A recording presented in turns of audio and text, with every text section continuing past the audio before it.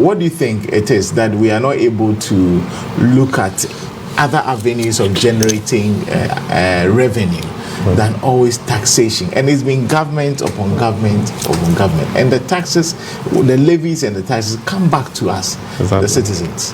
What do you think about this one city levy?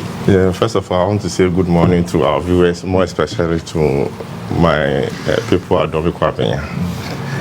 Yes, it's a welcoming news for all of us, because I think it's very important that the government find solutions to ensure that the burden, the huge debt that has been accumulated at the energy sector needs to be taken care of.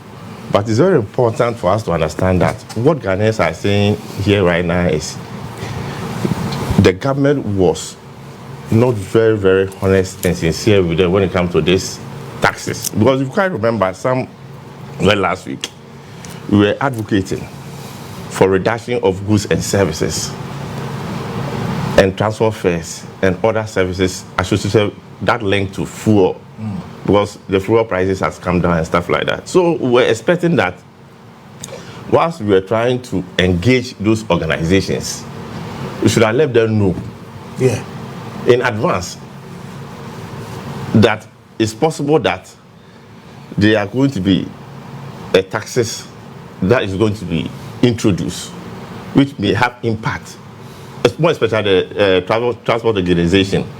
Because right now, what has happened is that it has created a lot of credibility challenge to the government. And I can tell you with all confidence that if the transport owners were to know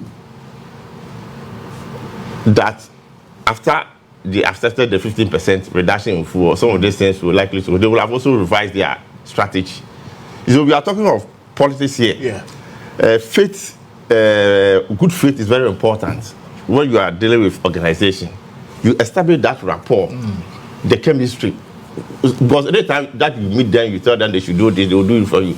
But if you try to establish a sort of aftermath decisions, like what has happened, we are going to create a huge problem for us. But in the long run, when you're trying to sit with labor organizations or any organization associated with your decision, in other words, fuel, they will tell you that last time we were here, we sat with you, we discussed issue about transportation costs. You didn't tell us that you are going to introduce new stuff. For this reason, you are not going to beat our prices down.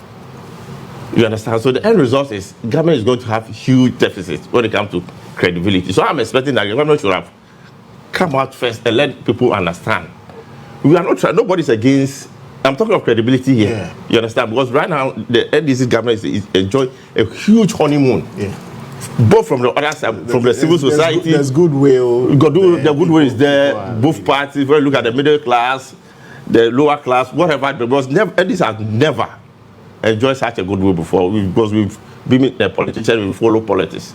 But there are times, even when a new government comes, without even a read of a paragraph, Abdul-Kadir will tell you to reduce their goods and services. You understand? But this is a government that if enjoyed their Ghanaians' goodwill. So I'm expecting that they should have displayed a bit or element of good faith, trying to goodwill as well, goodwill to the Ghanaians, and let them be honest. As we all know, the president is a honest person. But if it appears, it's gradually turning to be otherwise.